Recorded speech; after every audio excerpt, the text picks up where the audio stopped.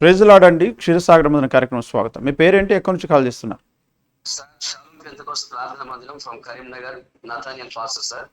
Nathaniel pastor గారు. Okay, ఓఫీర్ sir ఉన్నారు. మీ ప్రశ్న ఏంటండి, అడగండి.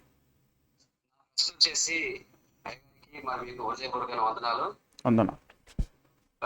ఇక్కడ ఏంటంటే విశ్రాంతి దినముల గురించి ద్వితీయోపదేశ కాండం 5వ అధ్యాయము 12లో ఒక మాట, నీ దేవుడని యెహోవాని ఆజ్ఞాపించినట్లు విశ్రాంతి దినమును పరిశుద్ధముగా ఆచరించమని చెప్పేసి ఒక లేఖనం నాకు మరి కనబడడం జరిగింది.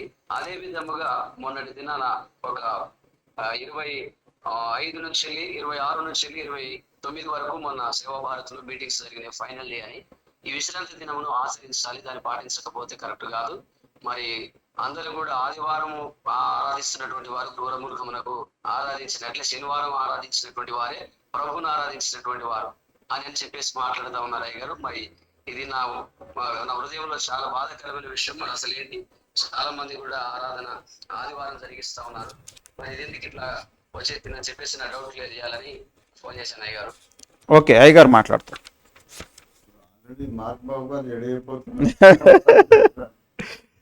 ఇప్పుడు అయ్యగారిని ఒక కఠినమైన ప్రశ్న ఉన్నప్పుడు అడగాలి అని మీకు తోచింది.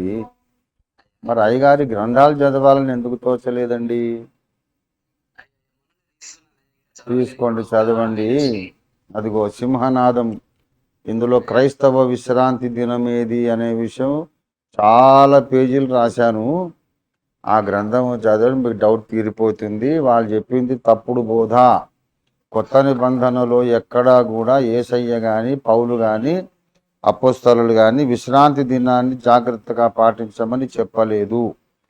కనుక వాళ్ళు చెప్పింది తీవ్రంగా నేను ఖండిస్తున్నాను. That is not apostolic teaching, అపోస్తలిక బోధ కాదది. మనం అపోస్తలులు వేసిన పునాది మీద మనం ఉండాలి, కానీ పాత నిబంధన పునాది మీద అంటే ముందు వీళ్ళని పట్టుకొని సున్నతి చేయాలి. మరి అదెందుకు వదిలేశారు సున్నతి? అదంతా తప్పుడు బోధ. మీరు నా బుక్ చదవండి, మీకు క్లారిటీ వస్తుంది. రైట్.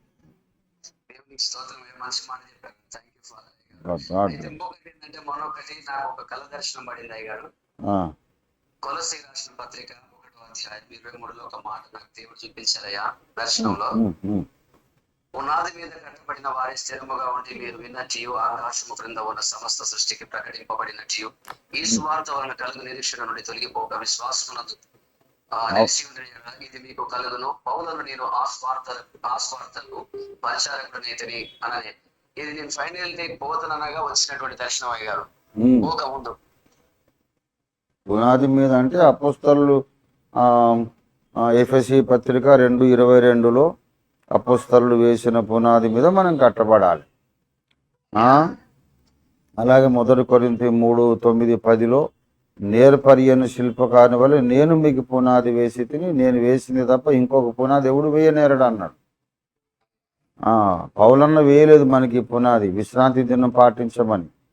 కొలస్సీ పత్రిక 2:16లో చెప్పాడు, విశ్రాంతి దినము ఛాయయే గాని నిజ స్వరూపము క్రీస్తులో ఉన్నది.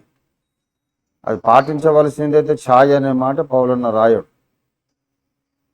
అవుట్ రైట్లీ అది మనం ఖండించవలసినటువంటి బోధ. దాన్ని మీరు అసలు పట్టించుకోవద్దు.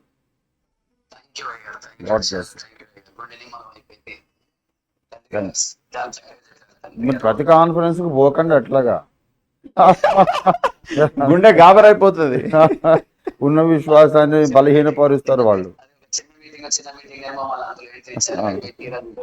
సరే పర్లేదు.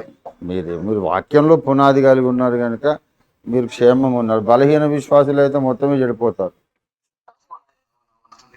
మీరు బలపడండి, ఇతరులను బలపరచండి. God bless you.